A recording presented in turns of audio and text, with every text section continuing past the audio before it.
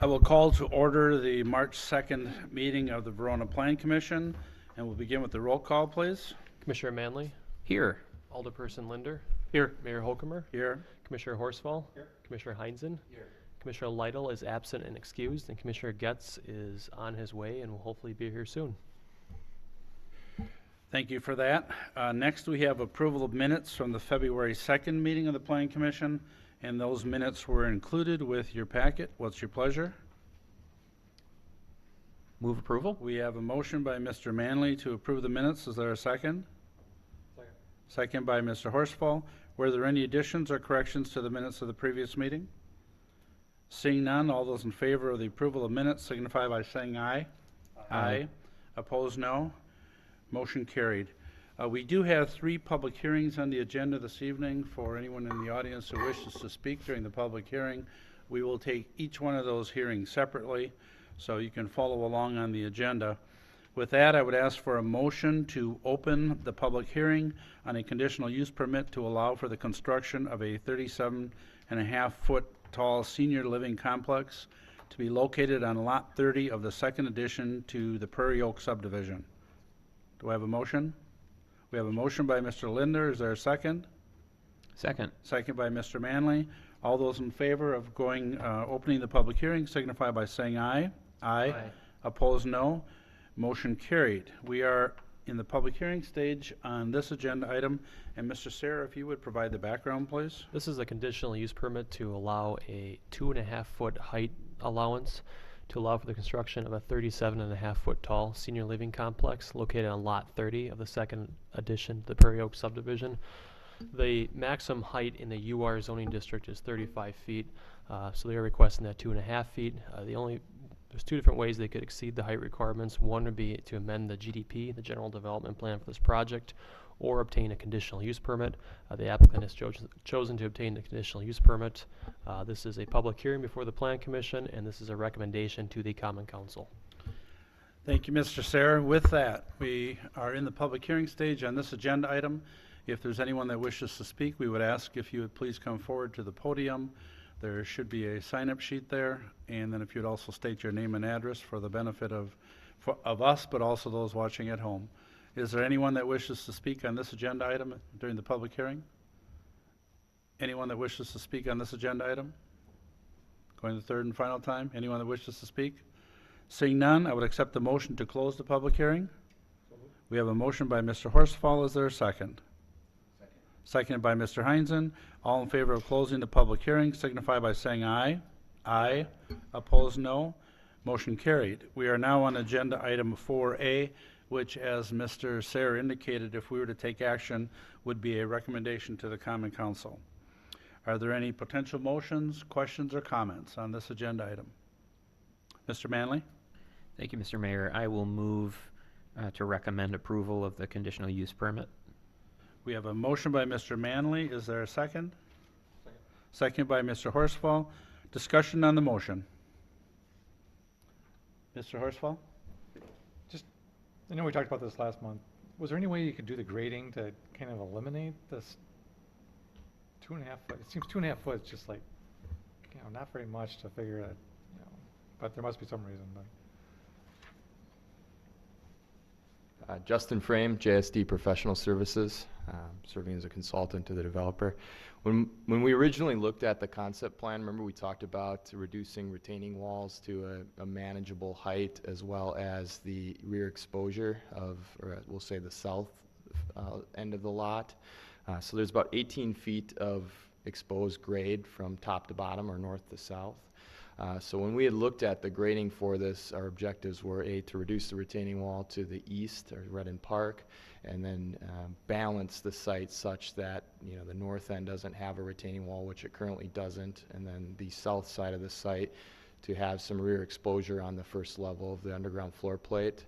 And so what that equated to was an average height from kind of middle of the site, or that balancing point, of 37.5. We feel that it does improve those units from a standpoint of having that additional few feet in the ceiling, and that really, I think, adds to the unit in lieu of the 35-foot maximum requirement. So we did look at all of those factors and constraints with the site, and really the biggest constraint, again, is being the 18 feet from north to south and having to somewhere balance that mid-lot. Yep. Okay, thanks. Thank you. Other questions or comments? Other questions or comments from the Planning Commission? I'm not seeing any. You've all heard the motion, and it is to recommend approval of the conditional use permit. All those in favor of approval signify by saying aye. Aye. Opposed, no. Motion carried. So that will be on the Common Council agenda for next week. Next, I would accept the motion to open a public hearing and a conditional use permit for a group daycare center to be allowed on Lot 1 of the Prairie Oak subdivision. If approved, the permit would allow for the construction of an 8,480 square foot child care center. Do I have a motion to open? We have a motion by Mr. Linder. Is there a second? Second by Mr. Manley. All those in favor of opening the public hearing signify by saying aye. Aye. Opposed, no. Motion carried. We are in the public hearing stage. Mr. Sayre, if you would provide the background, please. All daycare centers located within the SO, the Suburban Office District, require a conditional use permit. The applicant is before you tonight requesting that conditional use permit to operate a daycare center on Lot 1 of the Prairie Oak subdivision. The zoning ordinance requires a public hearing to be held before the Plan Commission, and ultimately this is a recommendation to the Common Council for the conditional use permit. Thank you, Mr. Sayre. Is there anyone in the public that wishes to speak on this agenda item?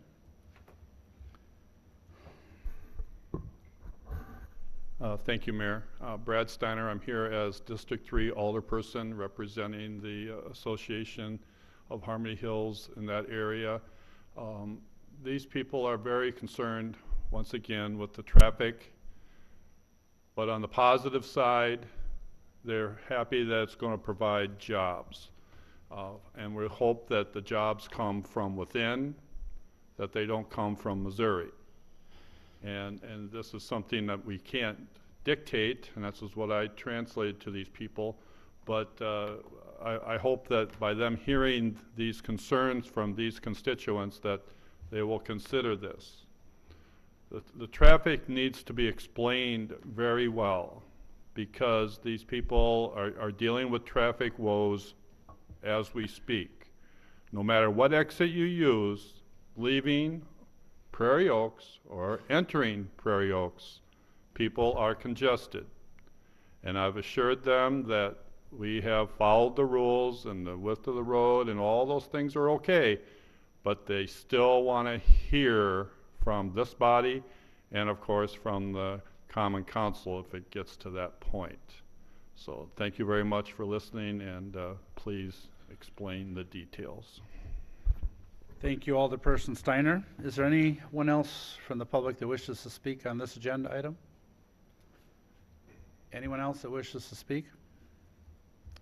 Going to third and final time, anyone that wishes to speak? Seeing none, I would accept the motion to close the public hearing. We have a motion by Mr. Manley. Is there a second? Second by Mr. Horsfall. All in favor of closing the public hearing signify by saying aye.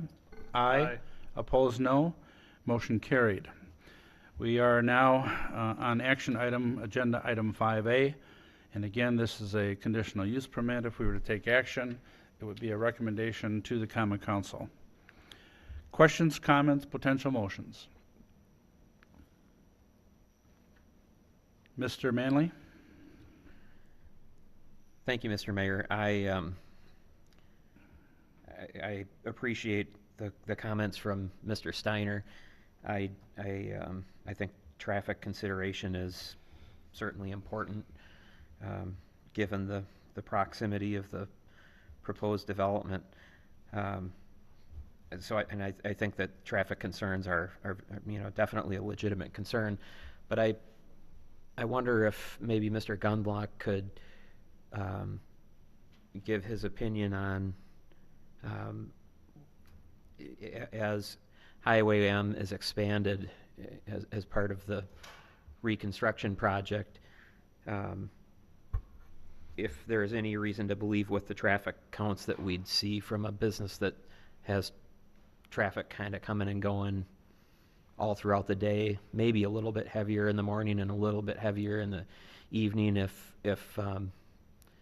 if this would significantly impact the overall traffic in that neighborhood or that subdivision.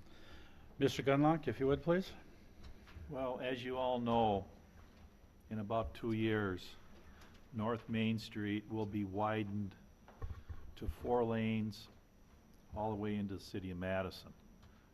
Right now, it narrows down to 2 lanes at Prairie Oaks Drive.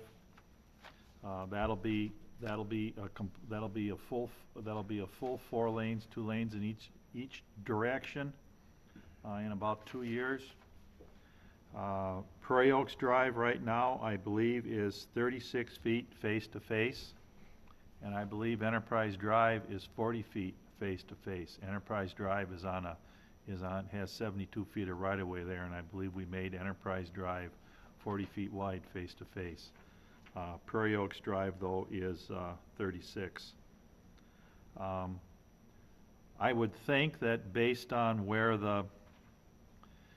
this building is going to be located, this school is going to be located, that the majority of the people would be entering that probably from the west. There'll be some coming from the east, possibly the Maple Grove neighborhood in the city of Madison, but I would think that the majority of the people would be coming from the south or the west, would use North Main Street and Prairie Oaks Drive. If they were coming from the east, they're either going to go up Enterprise Drive to Prairie Oaks and come over, or they're going to come across on Cross Country Road and go up North Edge Trail. I'm not exactly sure what the student population of this is. Probably 100, 120. Plus staff, let's say they got 20 staff. So in the morning, if they've got 125 students and 25 staff, you're going to have 150 vehicles probably over an hour to 2 hour period. I mean, it breaks down to a couple vehicles, a minute. It's not, or an hour, or it's 60, or let's say 75 an hour. You've got a vehicle and a half a minute, which is not heavy traffic. I mean, granted, there's traffic in the neighborhood and people in the Harmony Hills may have a difficulty getting out onto North Main Street. North Main Street has heavy traffic. I mean, it has in excess of 13,000 vehicle trips a day. And as the city of Verona continues to develop and areas to the south continue to develop, the traffic on North Main Street is going to increase. If you get north of PD, the traffic north of PD is in excess of 20,000 vehicle trips per day at this time. I drive around in this area, and the traffic on Cross Country Road has grown a lot in the last 5 years. The development in the Midtown or the Maple Grove area of Madison is feeding traffic on Cross Country Road. Today, Cross Country Road probably has in the range of 7,000 ADT. 5 years ago, it was about 2,500. So traffic on Cross Country Road has really grown. And if you come down Enterprise Drive and try to get out on Cross Country Road, I mean, you've got a 4-way stop, and that's your best way to get out onto Cross Country Road is at that 4-way stop. And I've seen traffic queued at the Enterprise Drive Cross Country Road intersection, 3-4 vehicles on each leg of that, but on a collector street, and Cross Country Road is a collector, that's not unusual. As traffic continues to grow on Cross Country Road, the city in the future may consider a traffic signal at that intersection. But right now, I think it's tolerable, and it would not meet warrants. So, I mean, Prairie Oaks Drive is wide enough to handle the traffic, the increased traffic for this school. Enterprise Drive is wide enough. The problem with Enterprise Drive is as you get up to Cross Country Road, is you have parking for the businesses on both sides. Their on-lot parking, or their parking lots are too small for the businesses, and their overflow parking, or their employees are parking out on the street, and it narrows it up. But even at 36 feet, it's still wide enough to get two vehicles past each other on the street. Thank you, Mr. Gunlock. Bob mentioned a little bit on the number of students, and as Mr. Sayre indicated in the staff report, it would be a maximum of 132 students, and at the at the largest work shift, it would be 22 employees. Further questions, comments? Mr. Horsfall, please. Yeah, in last month's meeting, we talked about stormwater and the pipe rather Jeff? than ditch. If you can make sure you're talking into one of the mics, that'd be Sorry. great. Thank you. They're talking about piping versus ditching. I see in the note that, or in the report, that that's going to be handled as approval by the city engineer. Do you know what progress you made on that last month, or between last meeting and today? Mr. Gunlock? They do have an 18-inch pipe that traverses around their building to carry the water. Further questions or comments or potential motions? Mr. Manley? Thank you, Mr. Mayor. With 132 maximum capacity for the students, you're probably likely to see fewer than 132 car trips, just because of not every student attends every day, and there's siblings, so you've got maybe more than one kid per car. I guess, as I said, although I think Mr. Steiner's concerns about traffic are, legitimate and ones that should be asked, but I'm pretty satisfied with Mr. Gunlock's response. So I'd like to go ahead and make a motion to approve the conditional use permit. Recommend approval. Recommend approval, I'm sorry. We have a motion by Mr. Manley to recommend approval of the CUP. Is there a second?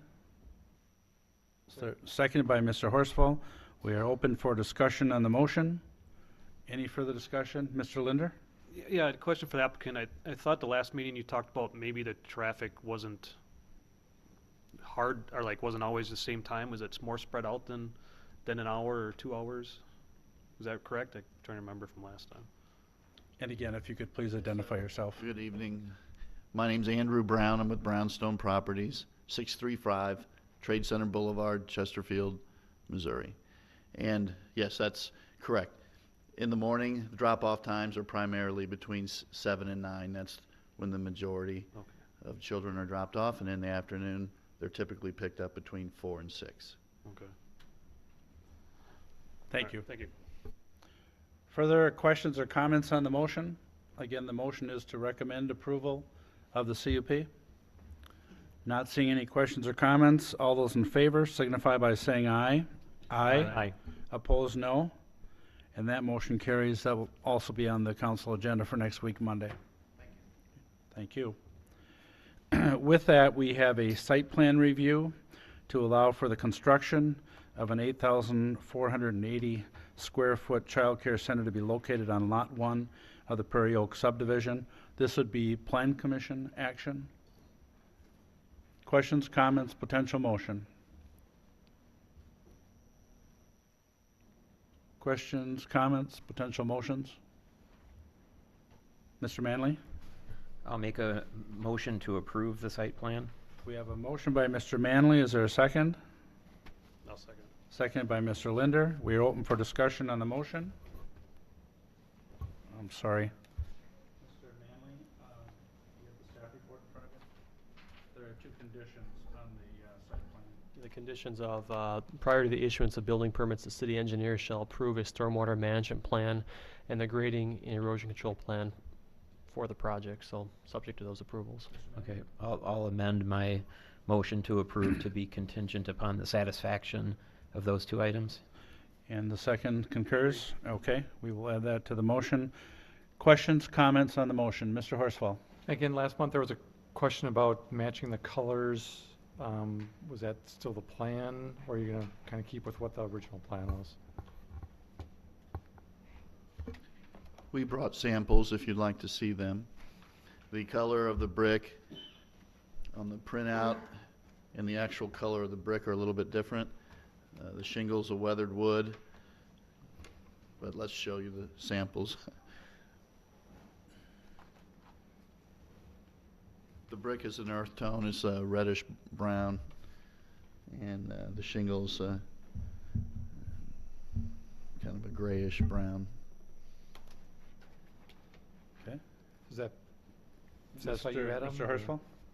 Yes, I took a look at it, and I don't have any concerns with the color. It's definitely a lot more muted than I think what is showing up on the screen even before you. I think also once you go out there and take a look at the projects in the area, the senior center to the south, just south of the site, on the first floor there is brick actually very similar to that, and also if you go out to the Sawgrass condominiums in that area as well, you see a lot of this reddish type brick. So I'm comfortable with that color. I'm happy with that. Thank you. Further questions or comments on the motion? Seeing none, the motion before you is to approve the site plan review with the contingencies outlined in the motion. All those in favor of the motion signify by saying aye. Aye. Opposed, no. And that motion carries. Thank you. Next, we have a public hearing on a conditional use permit to allow for an apartment land use to be located on Lot 1 of the Scenic Ridge subdivision. The proposed conditional use permit would allow for the construction of 45 unit apartment units on Acre Lane. Do I have a motion to open the public hearing? We have a motion by Mr. Linder. Is there a second? Second by Mr. Getz. All those in favor of opening the public hearing signify by saying aye. Aye. Opposed, no. Motion carried. We are in the public hearing stage on agenda item number 6. And Mr. Sayre, if you would provide the background, please. Thank you. This is a conditional use permit to allow the construction of 45 apartment units on Lot 1 in the Scenic Ridge subdivision. The property is zoned UR, which is urban residential. This is our multifamily zoning district. Apartment land uses within that zoning district require a conditional use permit for the use. This is a recommendation tonight to the Common Council.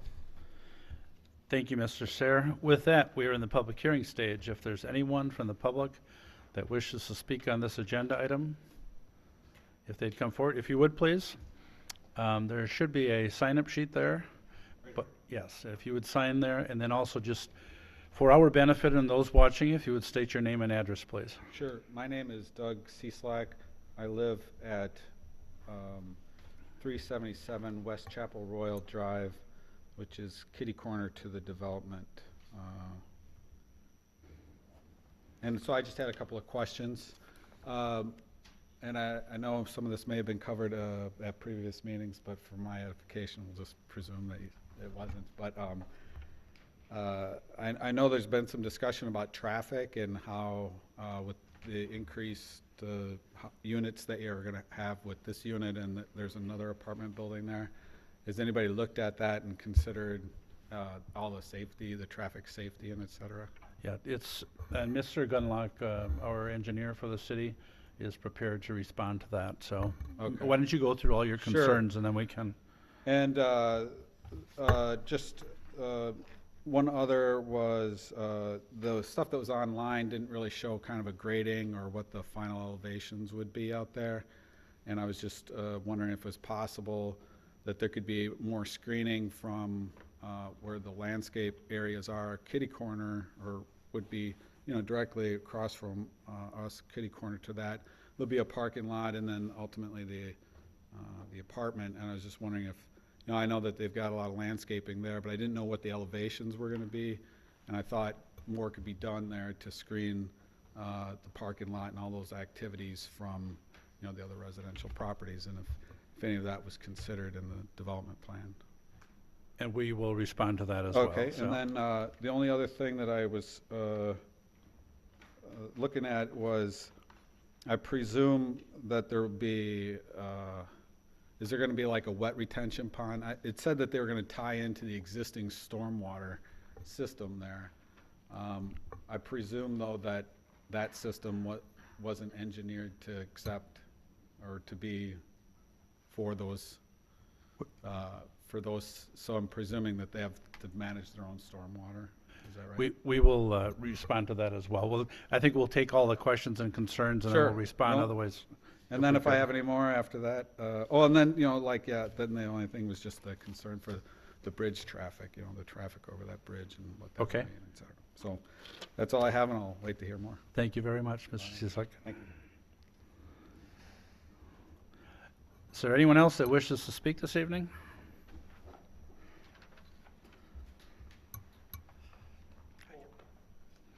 My name's Peter Filandrinos, 139 West Chapel Royal Drive. I appreciate the time. I'm basically really talking from our neighborhood as far as what we've seen over the time period. The big thing concerned with us is the traffic and the safety, and to make it, livable, just not tolerable. As you look on our drive, we're a very steep slope. We deal with winter traffic, getting up the hill, getting down the hill. I appreciate Luke having an opportunity to talk with him about the traffic concerns. And where we go with that is we're having all the units add on. And we were told last year that it would add 400 traffics or trips per day. Majority of that's going to be, it's about 7 to 8 o'clock in the morning where kids are going to school. 400 seemed a little light, so I did my own traffic study. I don't know if a traffic study's been done on all this development. So I sat there last day of school, and in front of my house, every car that went by, I wrote down the car, I wrote down the type of car, in and out. And there was 95 trips past my house between 7 and 8 o'clock. And that is just with the houses that we have currently with no apartments in place. So I guess that 400 trip level, I wonder, are we already there? And if we're adding another 60, 40, whatever complex units, is this now going to be where in that morning time period when people are getting out of their driveway? In the wintertime, mind you, when we get out of our driveways, if there's any type of snow on the ground, we have to go down the hill, turn around, and get back up the hill. So we talked about, what type of safety measures can we put? Can we put speed bumps? It's very difficult again, because if you're going to slow traffic down, how do you get traffic to go back up that hill? As I think you know that sometimes. We also run into people not obeying by the laws of the roads. There is one neighbor, her backyard faces, the lot isn't developed yet, faces the street of Acker and West Chapel Royal Drive. And she has mentioned she sees cars just go straight through that stop sign. About 2 weeks ago, I saw a black Mercury Mountaineer go straight through that stop sign to beat a SUV that was driving up there. So we have that concern of people not stopping at the stop sign and racing up the hill.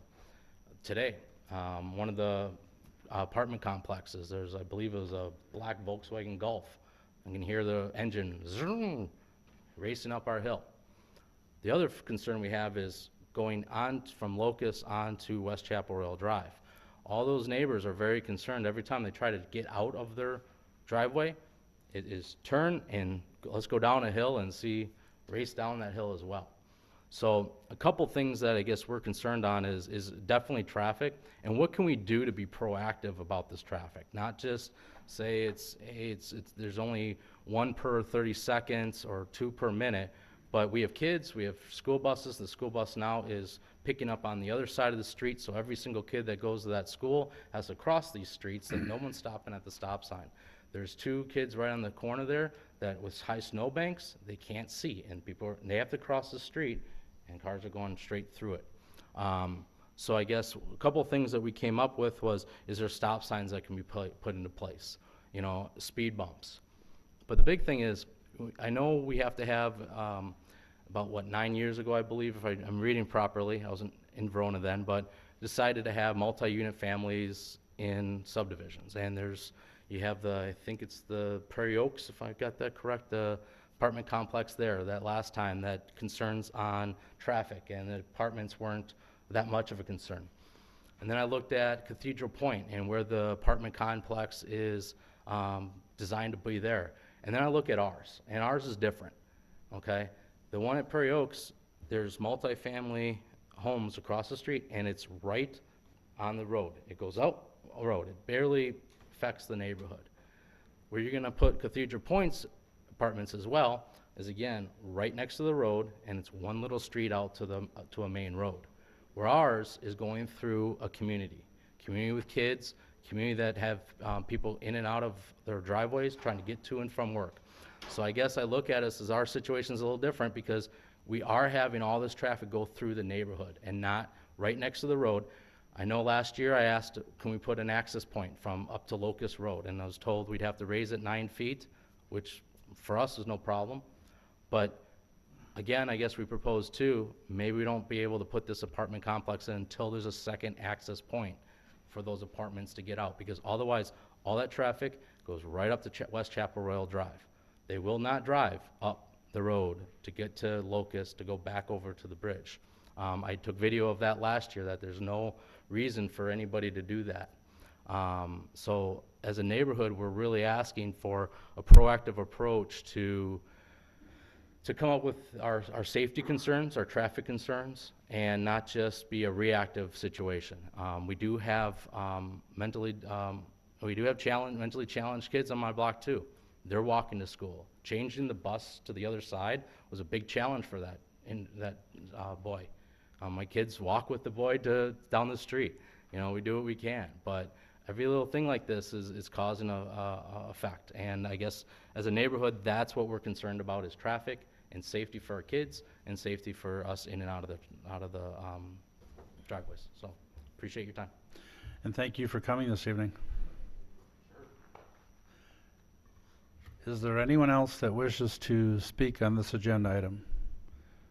I know I spoke with an individual last night who had planned on being here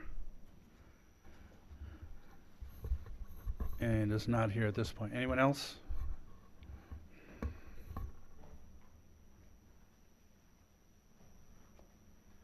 Hi, my name is Luke Diaz. I live on Melody Lane. I'm one of the, I'm the other 3rd District Alder. I'm just here to say that I've heard from a lot of people who are really, really concerned about traffic, not just Peter and the people in the room. And I know what the spreadsheets say, and I know that the area, how it was zoned.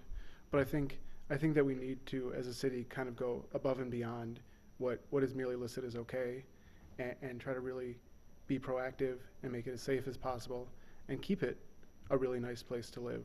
Because I've also heard from a lot of people on Enterprise south of Cross Country, and that to the point where people don't think that the road is safe. And I was talking to a gentleman whose son's truck was hit, you know, and people don't obey the speed limit and things like that. And you know, it's kind of at this situation, at this point in time, that there's not much we can do about Enterprise. But I would like to think that, you know, before everything is fully built in Scenic Ridge, that we're proactive, we think of things, and we have a plan in place for traffic mitigation. Thank you. Thank you, Mr. Diaz. Is there anyone else who wishes to speak? Anyone else that wishes to speak? I'm not seeing any, so I would accept a motion to close the public hearing. So moved. We have a motion by Mr. Linder. Is there a second? Second. Second by Mr. Getz. All those in favor of closing the public hearing signify by saying aye. Aye. Opposed, no. Motion carried. We've all heard the comments this evening. Most of them are traffic and water and speed and so forth. So Mr. Gunlock, you want to take a first run at this, please? Yeah, the easy one is the stormwater. The existing stormwater basins to the east of this proposed apartment building handles the whole subdivision, and they were designed for this multifamily. So they do, the only stormwater on site that they have to do is they have to take care, they have to do some infiltration from the water off their parking lot and address oil and grease. So they'll have some rain gardens or a biofilter there to handle the oil and grease that comes off the parking lot and for infiltration. But the suspended solids removal and the peak runoff control is handled in the existing stormwater basins that are east of their property. Traffic is a concern to everyone. I guess we could put in four-way stops at Acre Drive and West Chapel to try to slow that traffic down somewhat. If it's true that people aren't obeying the traffic signs out there now, I guess the next remedy is to have the police department sit out there and do some traffic enforcement. I mean, if people are speeding, I mean, these streets are all 25 miles an hour. They're not posted, but they're all 25 miles an hour. Any street in the city of Verona that is not posted is 25 miles an hour. So I would recommend to the neighborhood that they contact the police chief and request traffic enforcement out there. I mean, we could put in speed bumps, or speed humps, if we put them, we don't want to put them in the block between Acre and Locust Drive, because there is a hill there, and if we slow the traffic down there in the wintertime, you're not going to get up the hill. We could put them west of Acre Drive, or west of Acre Drive, where Acre Drive is to the east there. Put it between the next block. If the neighbors are speeding now, they're going to go over the speed hump at 5 miles an hour, and they're going to accelerate. So, I mean, again, it's the neighborhood. I mean, there is no through traffic in that neighborhood. There is going to be an increase in traffic from this apartment. I looked at this apartment alone, and I looked at both this apartment and the first one that was approved a year ago. Total dwelling units for both buildings are 107 dwelling units. This one has 85 or 45, and the former one had 62. The 9th edition of the Institute of Transportation Engineers Trip Generation Manual basically indicates that traffic generation from both of these buildings in the AM peak hour is 61 trips. In the peak hour, the PM peak hour, it's 79 trips. That's assuming just the dwelling units. If we take and assume vehicles, and assume that the two-bedroom apartments are going to have at least 2 vehicles, we then go from 107 dwelling units to 204 vehicles. Then in the AM peak hour, we have 105 trips, and in the PM peak hour is 137 trips. So yes, these 2 apartment buildings are increasing traffic. In the morning, in that peak hour, it's 2 vehicle trips, or 2 trips a minute, say, and in the PM, it's probably closer to 3.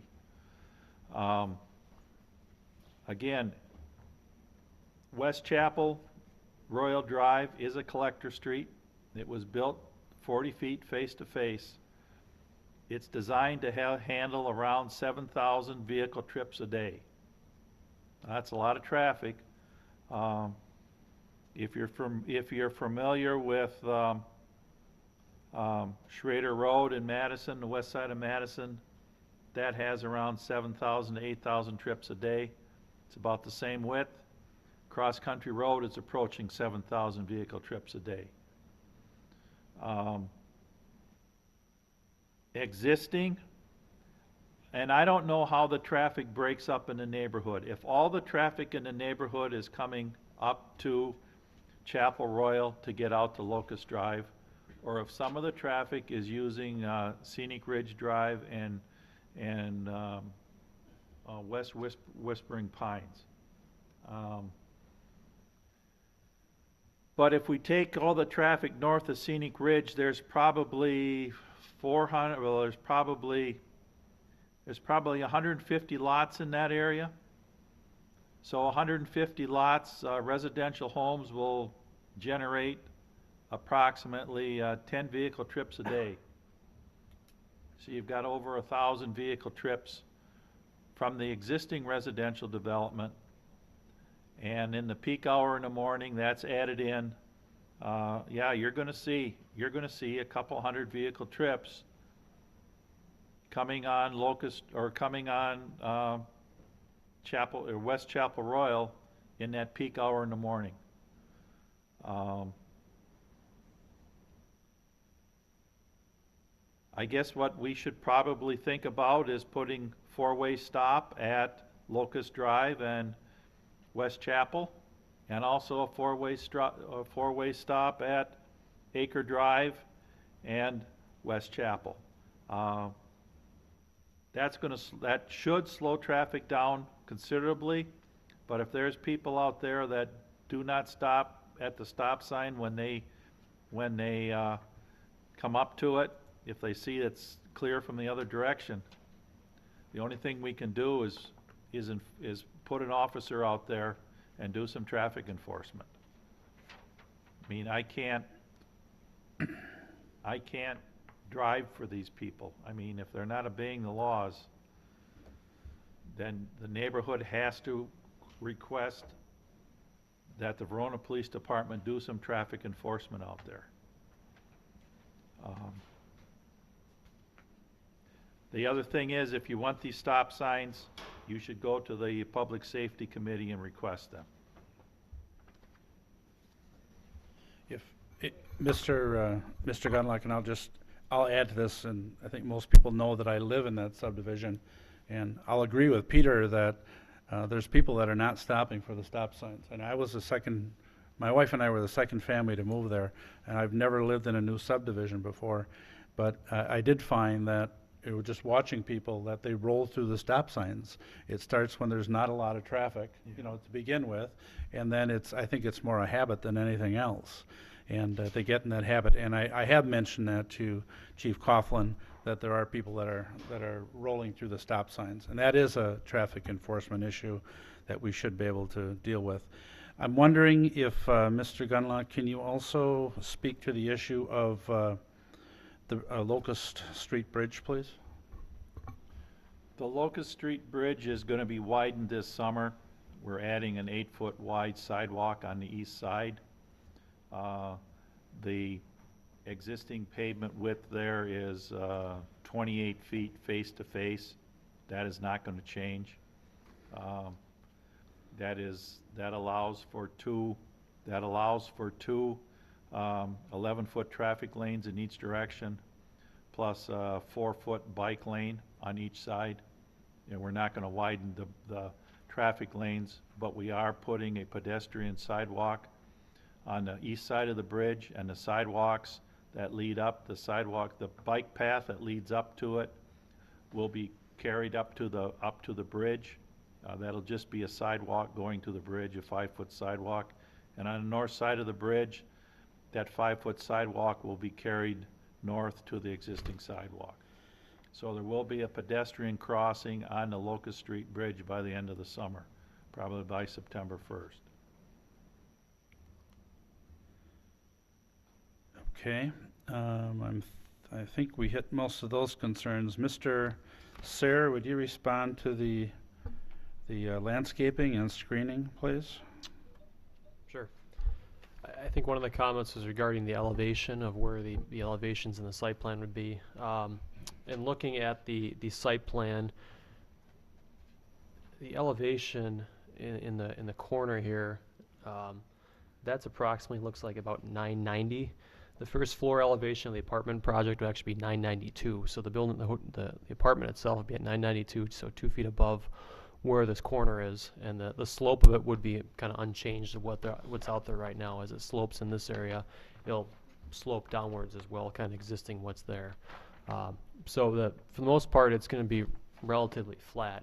The landscaping plan they have, and I did not include this as a slide, so I apologize, but there are significant plantings in this area through here. I'm counting 5 evergreen trees kind of wrapped in through here, and then it looks like there's 8 more kind of taller deciduous trees in here as well too, closer to West Chapel Royal. So there'll be a significant kind of supply of those there. Underneath the power line, it is more challenging because that's an ATC easement and they restrict how high trees can go there. But they do have some ornamental plantings underneath the power line itself to kind of just break that up, and those will get to a maximum of 15 feet in height just because of that power line there. There are also some plantings in this kind of triangle piece here just outside that easement as well. Looks like there's 2 or 3 evergreens, and then once again you have 2 larger kind of deciduous trees too.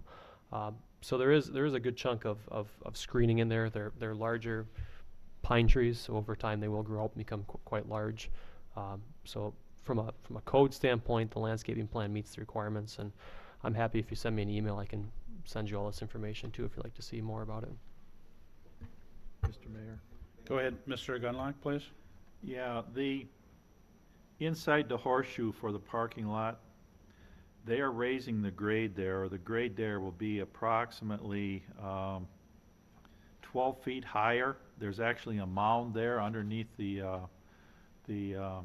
overhead lines, the transmission lines. So there's actually going to be a mound in there that is 12 to 13 feet higher than the parking lot just to the west of it.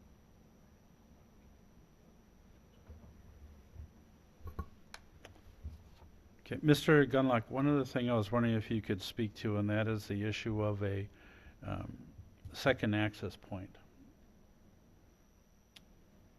The second access point, the only access that we can would be able to get would be to extend West Chapel Royal Drive to the west to Highway 69. 18151, you cannot get out there, so the only access would be across the Hoffman property.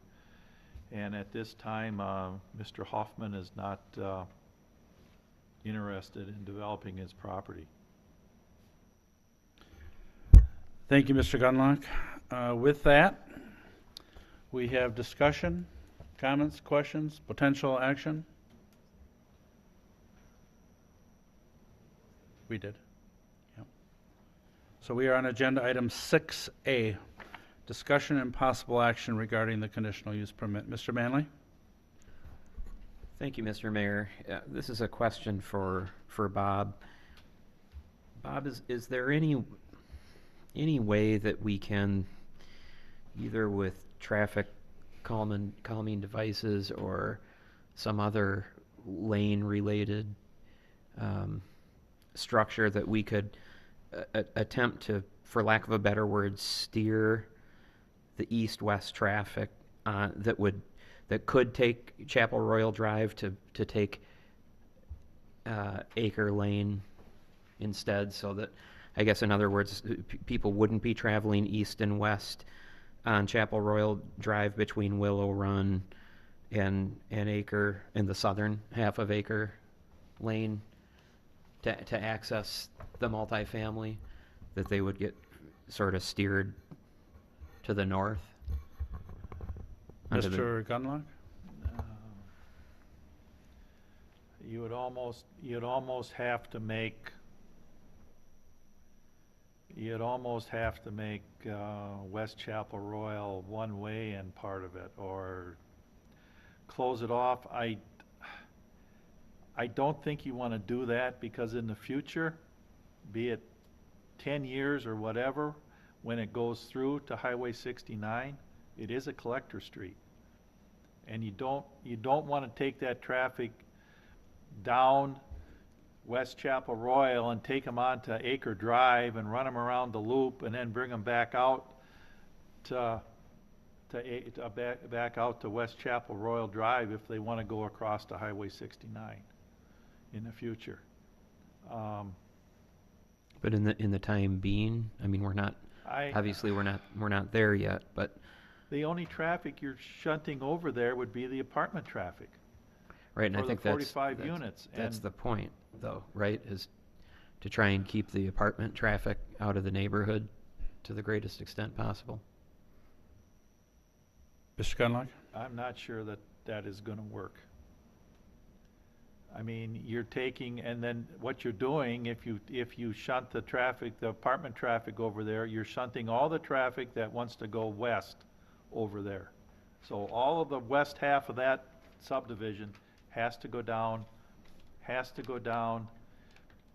Acre Drive and come back out on Acre Drive and then feed back into the south part of the subdivision. I mean, you've got the other north-south streets in there that you want to feed off of West Chapel Royal, and you're basically taking them all down Acre Drive.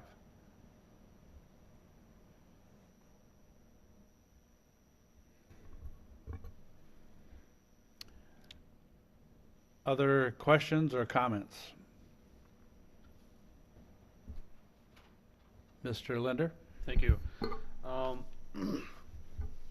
Does there, when this was, this for the developer, which, is somebody here from the developer? So when you were looking at this, this is a zone for multifamily, did you look at duplexes or condos or townhouses or something with a lower density?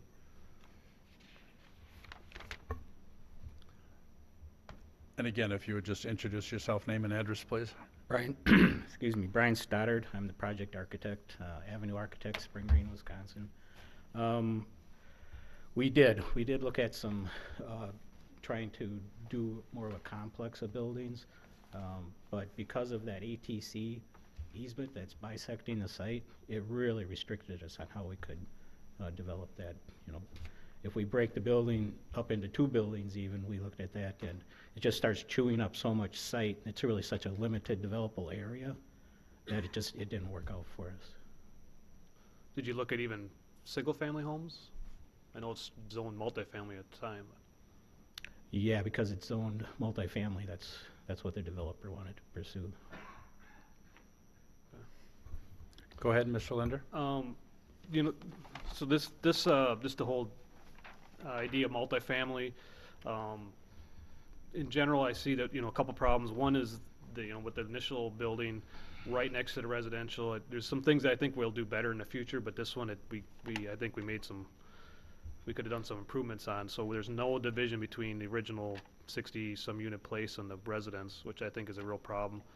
And the second thing is there's no direct access from the multifamily to the road without going through the residential area. I think that is also something that I think we want to avoid in the future. It's, you know, like one of the gentlemen talked about some of the other developments that you can just shoot right onto the main road without going through the residential. And this one, we're not able to do that. It's going right through the neighborhood. I just wonder if there's a better way. You know, if there's something we can do, think about it more. Maybe there is a better way to not have 45 units, have less units. I mean, there's a lot of questions on the traffic. I think, you know, if you're a resident in there, there's a legitimate concern about, you know, people zipping down the hill, like you said, and even if you put a stop sign there, you know, if that's going to solve everything or not. I almost wonder if we should just, you know, I guess I'd be interested in hearing what everybody else says, but I wonder if there's a better way we need to research a little bit more. Thank you, Mr. Linder. Other questions or comments? Mr. Getz? Thank you, Mr. Mayor. Just some comments, I guess. With regard to traffic calming and stop signs and stuff, I certainly would be more in favor of some additional four-way stops down there. I'm not a big fan personally of the speed bumps or the speed humps in neighborhoods. I don't believe we have any in Verona right now. No. If you start putting them in neighborhoods, every neighborhood's going to want them. And I just personally, you know, I drive through some of the ones in Madison, and it has a real detrimental effect, I believe, from my perspective. Also, when you're talking about collector streets there. I disagree with Mr. Linder's characterization. The development is designed as part of a collector street to get out to Locust. While it does go through a residential neighborhood there, it is on a collector street, and it's a short 2-3 blocks on that collector street to get out to Locust there. Again, if I agree with what the mayor and Mr. Gunlock said, if it is an issue where folks are not obeying the traffic laws out there, then let's step up some enforcement out there. Having been a law enforcement officer, I can guarantee you the folks that are going to start getting ticketed out there are going to be residents in the neighborhood, especially in a closed neighborhood like this. And especially when you're talking about collector streets, and it might not be a collector per se right now through a large area, but it is designed to be that collector that shoots through to 69 at some point. Doing other traffic calming or traffic steering mechanisms along that collector right now in terms of even making it a one-way, I'm not real keen on that notion either.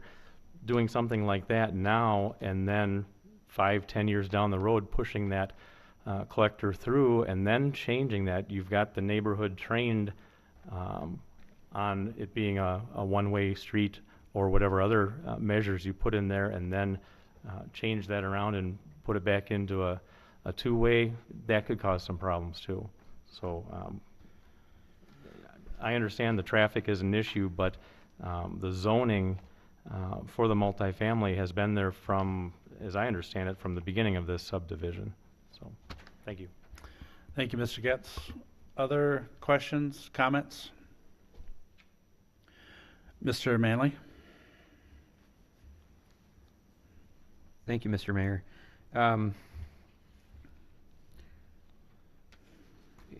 It seems to me that one of the ways you could deal with this in a way that would allow traffic to access the multifamily on Acker Lane is to make the intersection of Willow Run and West Chapel Royal Drive essentially a T intersection where you wouldn't be able to go north on Willow Run further north than North and West Chapel Royal Drive. So that if you wanted to get to that apartment complex, you would have to take the northern portion of Acker Lane, or Acre Lane, or however it's pronounced. I hear it both ways. So you're saying, Scott, that Mr. Manley, that all entrance and exit would be at that one intersection? Correct. Which, I don't want to speak for public safety, but I'm assuming that they would have an issue with that. Mr. Gunlock, do you want to speak to that issue? Well, we generally lay out streets with a lot of intersections so people have an opportunity to go different ways to get to the same place. And by closing that off, yes, you're forcing all the traffic there, but for public safety, you're also limiting public safety. The fire trucks and the ambulance has to go down Acre Lane to get there, and it doesn't make good engineering sense to close off a street there that we've already have open. We already have an intersection. Everybody realizes that is an intersection, and you could use it. I would be against it, quite frankly. And I think those are certainly legitimate concerns, but one might weigh the public safety cost, so to speak, of I don't know how many times you'd have a fire truck visit that facility or other structures along Acre Lane, but every single day during the school year, you've got what I heard is a potential public safety issue involving school kids on West Chapel Royal Drive. And if you can keep hundreds of traffic trips a day away from that street and away from those kids, it seems to me that that's a benefit to public safety. Thank you, Mr. Manley. Other comments, questions?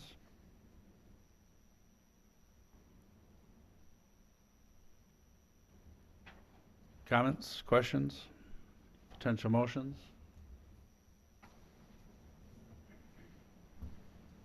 Mr. Horsfall? I agree that this is kind of a difficult site, and realizing that traffic is really an issue here. But, you know, since day one, when they plotted this was all going to be, you know, mixed use up there. And the ATC lines are really a problem. And, you know, I understand Mr. Linder's point about density and everything, but, you know, I think that from the builder's perspective, or the this is really the only that's going to fit in there. So I understand the traffic issues, and I think the law enforcement thing is going to be a good idea for this, but I'm in favor of, you know, moving forward with this. Thanks. Okay. Other comments, questions? Potential motions? Mr. Horsfall? At this time, I'd like to recommend to the Common Council approval of the conditional use permit for an apartment land use on lot number 1 of Scenic Ridge subdivision to allow for the construction of 45 apartment units. We have a motion by Mr. Horsfall. Is there a second? Second.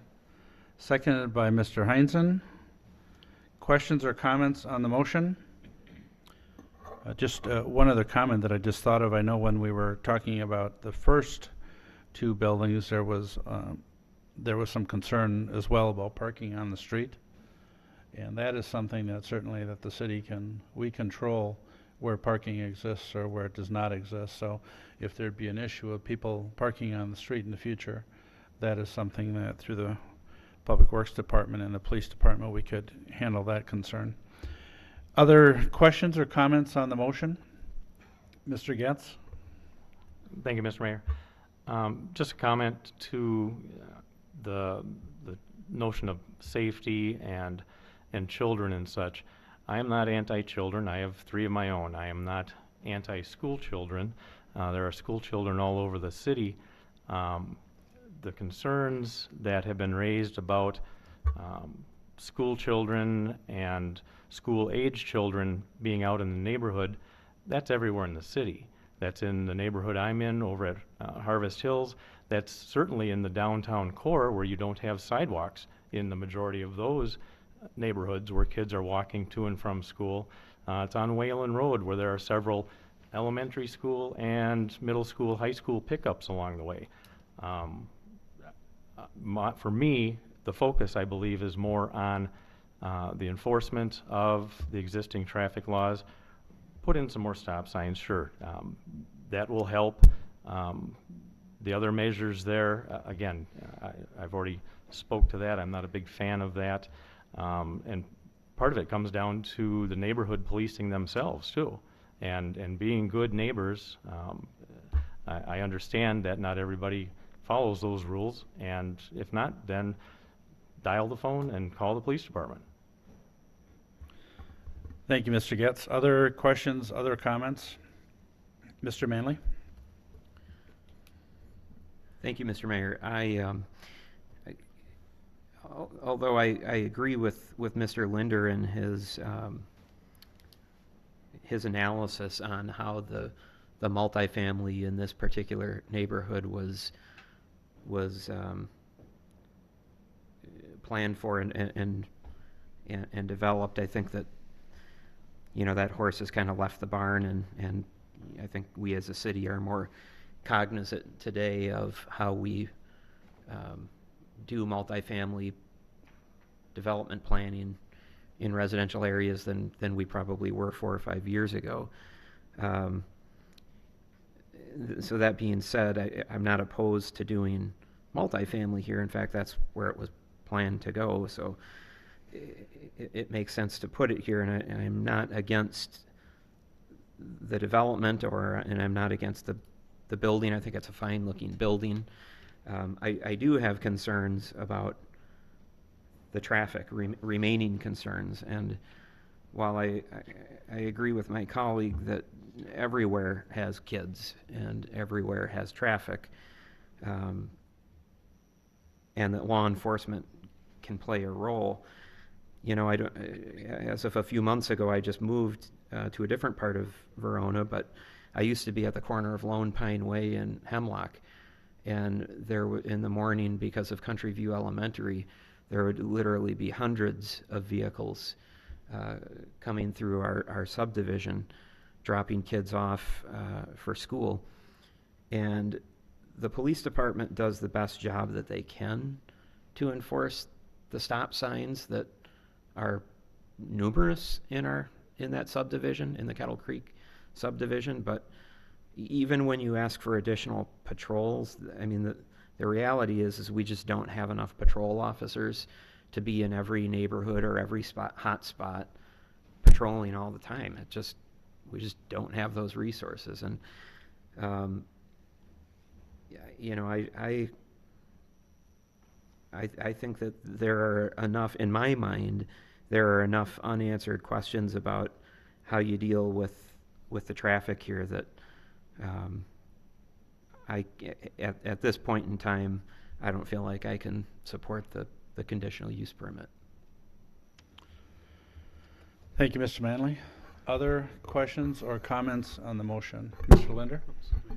Yeah, I just wanted to, just one line, it's saying, you know, there are 6 standards to meet for a conditional use permit in our codes, and one of them is, does the conditional use in its proposed location and as depicted on the required site plan result in a substantial or undue adverse impact on nearby property?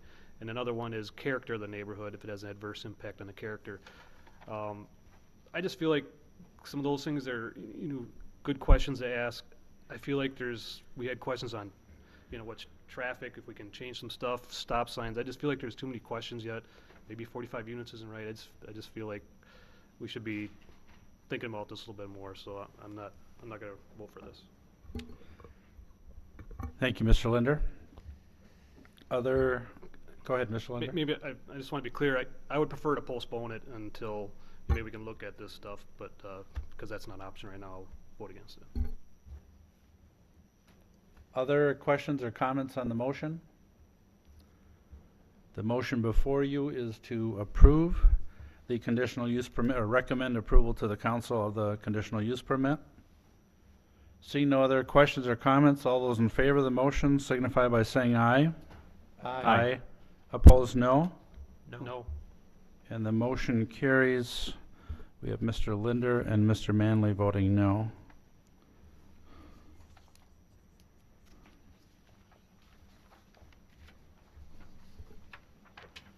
Next, we are on agenda item 6B, which is to approve a site plan review to allow for the construction of a 45-unit apartment building to be located on Lot 1 of the Scenic Ridge subdivision on Acre Lane. Is there anything you wanted to add, Mr. Sayre? No, not this time. No. This would be Plan Commission action. What's your pleasure? Questions, comments, potential motions? Mr. Horsfall? Question to the Levette developer. Is this building's going to match the other one? That's correct. Same detailing and color, exterior interior. Other questions or comments? Again, this is on the site plan review. Any potential motions? Mr. Horsfall? This time I'd like to approve the site plan to allow the construction of 45 apartment units on Lot 1 of the Scenic Ridge subdivision. We have a motion by Mr. Horsfall. Is there a second? Is there a second? I'll second. Second by Mr. Heinzen. Questions or comments on the motion? Mr. Manley? Thank you, Mr. Mayor. Although I think part of our job in reviewing site plans is to take a look and see if the proposed building is, meets sort of the character of where it's going and kind of the standards we have set up for the city. And I think that for a large format multifamily building, it's a nice looking building, and I think it meets that criteria. But as I had mentioned previously with respect to the conditional use permit, I have enough unanswered questions about this development and the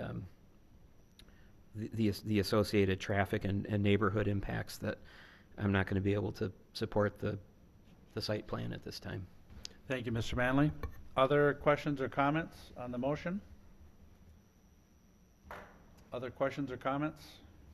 Seeing none, I'll call the question. All those in favor signify by saying aye. Aye. Opposed, no. No. We'll have Mr. Manley and Mr. Linder voting no. Okay, we are on agenda item number 7, which is discussion and possible action regarding certified survey map to divide lot 116 in the Kettle Creek subdivision into 2 parcels. Mr. Sayre, if you'd provide the background, please. Thank you. This is a CSM to divide a lot on Tamarack Way. The lot existing has a 2 dwelling units on it. It's actually 1 large lot. The applicant's proposing to create what's called a twin house. This would allow him to basically divide the house or the existing structure in half. So I believe the northern one could be sold off, and then I think you keep leasing or renting the southern half. This is a pretty, I guess, standard process when a lot of these were built in this area. They were set up to be divided off in the future for a variety of reasons. Most of these weren't done, mostly because of the economy at the time. With the economy turning, there is more interest in the city in looking at this with the possibility so they could sell off each units. This won't add any units. Nothing's going to change physically on the property. It's just an ownership of creating kind of 2 separate owners for each unit. This is allowable in the MR zoning district. There are certain standards that have to be met, one of which is a minimum 1-hour firewall separation between the 2 units. Each unit shall have individual sanitary and water sewer service between the units. Each parcel must have a minimum lot size of 5,000 square feet, and each parcel must have 80 feet of width. It does meet all those standards. Staff has no concerns with that. One item that we've asked for from the applicant is what's called a shared wall agreement. This is something that's recorded against the property, basically, so the future owners acknowledge that the wall is shared between the 2 parties. And if there are maintenance issues, they're going to have to basically work those out between each other. The city attorney reviewed that agreement, and he had no concerns with that. So staff does recommend the Plan Commission recommend to the Common Council approval of the CSM to split lot 116 of the Kettle Creek subdivision into 2 lots with the following condition: that the shared wall agreement be recorded with the Dane County Register of Deeds. Thank you, Mr. Sayre. And if we were to take action, this would be a recommendation to the Common Council. Questions, comments, potential motions? Mr. Linder? I'll move approval as presented by Mr. Sayre. We have a motion by Mr. Linder, and that would include the condition. Is there a second? Second. Second by Mr. Horsfall. You've heard the motion. Are there questions or comments? Mr. Horsfall? I know there's a shared agreement for the wall. Is there a shared agreement for the driveway? Mr. Sayre? I believe those are separate, so the lot line is going to split that driveway kind of right down the middle there. And I'm not sure if there's a green space in there or not, but the driveway would just be split in half, so looks like each one would get about 20 feet of width to maintain. So it would just be a lot line and a shared driveway. So if the guy's plowing the stuff over to the other guy's side, he's gonna... Yeah, that happens. No different than a sidewalk, yeah. Other questions or comments? Mr. Getz? Question for Mr. Sayre. Approximately how many other lot configurations with duplexes in this neighborhood that this could potentially occur with in the future? Mr. Sayre? Boy, I want to say there's about 5 to 8 other lots kind of along Tamarack that are set up as duplexes. There's a few more up in Harmony Hills that I've been called about, but nothing has gone forward on as well. So they're kind of scattered about the city. Most of these houses were built to do this at some point, and usually people divide it when they have an interested person in buying at least half of it. So I would suspect if people are finding buyers for these units, they'll probably start doing it more often. Otherwise, a lot of these units, they live in one, then rent the other one, obviously. Thank you. Other questions or comments on the motion? Seeing none, I'll call the question. All those in favor of the motion to approve the certified survey map to divide Lot 116 in Kettle Creek subdivision into 2 parcels and include the contingency regarding the shared wall agreement. All those in favor signify by saying aye. Aye. Opposed, no. And that motion carries. We are now on agenda item number 8, which has no action this evening. Mr. Sayre, if you would, please. United Vaccines is requesting an initial review of a proposed 57,000 square foot biopharmaceutical manufacturing facility to be located at the northeast corner of Thousand Oaks Trail and Kettle Moraine Trail. This would be a 2-story building. It would have approximately 18,000 square feet of office space, 25,000 square feet of production space, and 13,000 square feet of warehousing space. They also have expansion plans potentially that could occur, which would contain 25,000 square feet. The company is currently located in Fitchburg, and they're looking at this location obviously due to their growth and demand and looking for a larger facility. I should point out that the council did discuss this at the February 9th council meeting, as the applicant is requesting some TIF incentives as part of this project. Staff took a look at the project from a bulk standpoint and finds that it meets all the required setbacks. The applicant is proposing 99 parking spaces with this project. The code requires 1 parking space per employee in the largest shift. Right now they have 52 employees, but they're projected to add 23 employees in the near future, bringing it to 75 total employees. So the parking does meet the ordinance requirements. There is a parking lot expansion area, so if parking does become an issue, they could easily expand into that. Traffic, they're proposing access points off of Thousand Oaks Trail. That'd be the principal access point to most of the employees coming in. There would be a secondary access to Kettle Moraine Trail, and then in the far east side of the property, there is a loading dock for semis and larger deliveries, and they would utilize Kettle Moraine Trail. Staff has no concerns with access at this time. Detailed stormwater management plans will be submitted in the future. Tentatively, right now, they're showing some bioretention on the site. Staff has no initial concerns with that. As part of this process, they will need to submit a CSM to divide the lot. Currently, the lot is a 10-acre parcel. It kind of wraps north of the site as well, and also there's a 30-foot wide strip over here. They're proposing to basically carve that property up and create this 6-acre parcel for United Vaccines. The remaining parcel would have 4 acres, including this land to the north, and also this kind of hook on the back side.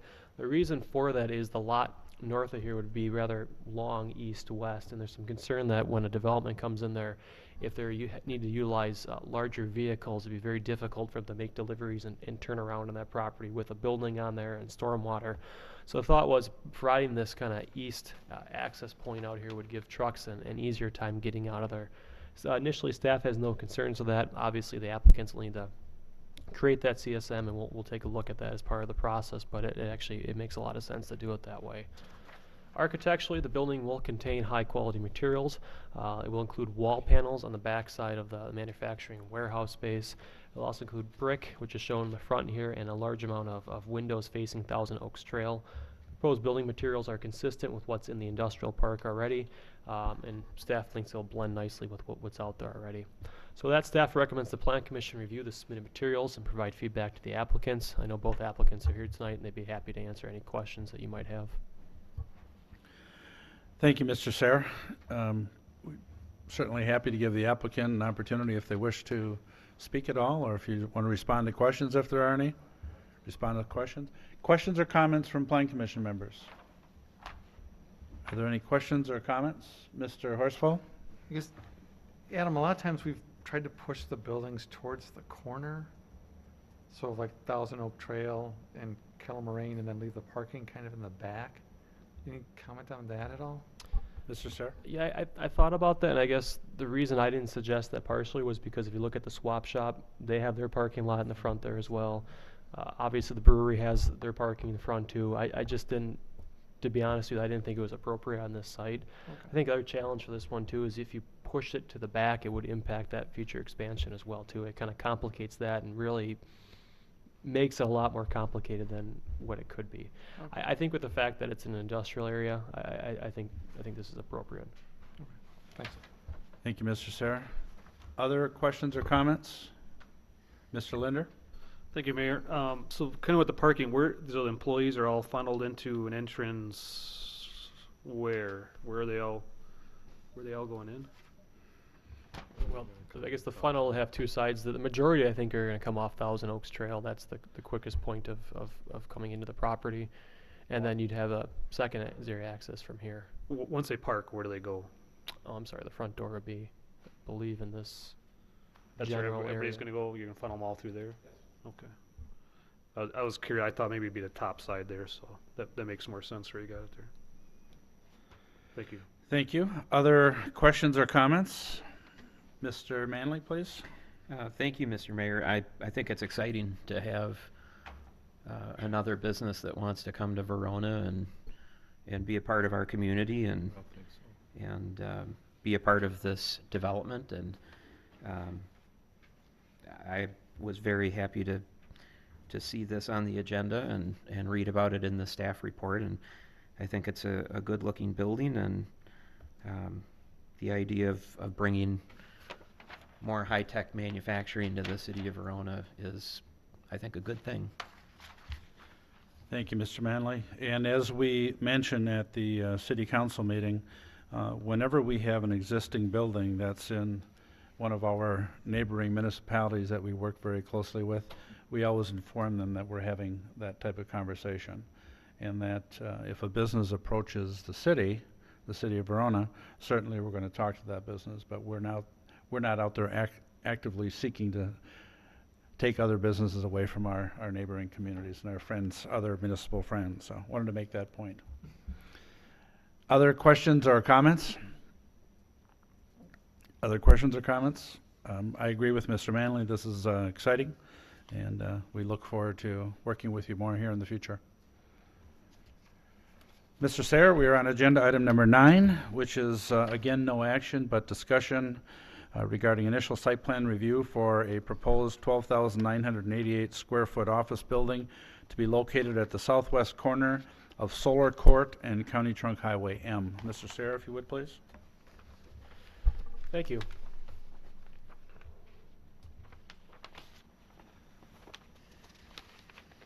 The employer group is requesting initial review of their proposed 13,000 square foot office building. Currently, the employer group is located on Prairie Heights Drive. Initially, they're looking to start construction of this project in 2015 and hopefully have it completed by 2016.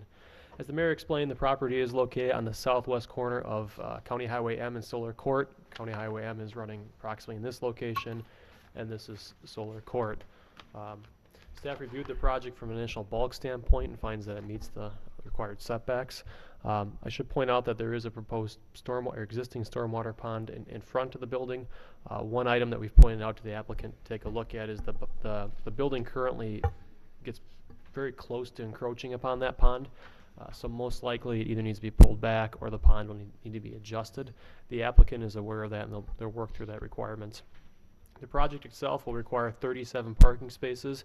Parking for office uses is based upon 1 parking space per 300 square feet. There is a proposed fitness center in the facility. This would be utilized by employees only, so that does not count towards the parking.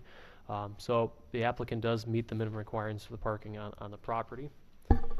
Architecturally, the building will contain high-quality materials. This is looking from the end of Solar Court.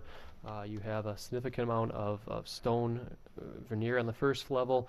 You have a variety of the metal, which is the grayish color here. There's a large balcony off the back side of the project as well for use by employees. This is the view from County Highway M. It's darker because of the shading effect on the drawings itself, but once again, the brownish color is that stone material. Lots of some metal accenting the site, then obviously a lot of glass too, and same view once again from Solar Court and County Highway M. Typical view of lots of stone and metal and glass. From a staff level perspective, I think the building looks very nice, and I don't have any concerns with the materials on it. So that being said, staff recommends the Plan Commission review the submitted materials and provide feedback to the applicant. The architect is here tonight, and I'm sure he'd be happy to answer any questions you have. Thank you, Mr. Sayre. Questions or comments from the Planning Commission. Mr. Linder, please. Thank you, Mayor. I think that's a really nice looking building. I do have a question though on, when you look from Solar Court and Highway M, I think it was one of the last views that Mr. Sayer provided, when you look on the right, there's concrete with 3 windows, but when you look on the side facing Solar Court, there's only 1. I don't know if there's anything inside that's preventing that from more windows. Restrooms are right behind that masonry. Could, if you wouldn't mind, please. Brad Koenig, Schulfer Architects, representing the employer group in Angie Heim. The restrooms are located on that facade, right behind that wall, so we limited the windows to that area, and then directly where that single window is, farther to the right there, there's private offices there. So. But like I said, especially the view from the parking lot is really nice, so I like it. Okay, thank you. Thank you, Mr. Linder. Mr. Manley? Thank you, Mr. Mayor. Yeah, I just want to echo Mr. Linder's comments and compliment you on the architecture of the building. It's very nice looking, very unique, very modern, and I think it's job well done. Great, thank you. I just wanted to mention that that Angie Heim of the employer group really pushed us to have a significant piece of architecture, and that was her desire when we started this project. So I will forward those sentiments on to her as well. So unfortunately, she was not able to be here tonight. Other, Mr. Horsfall?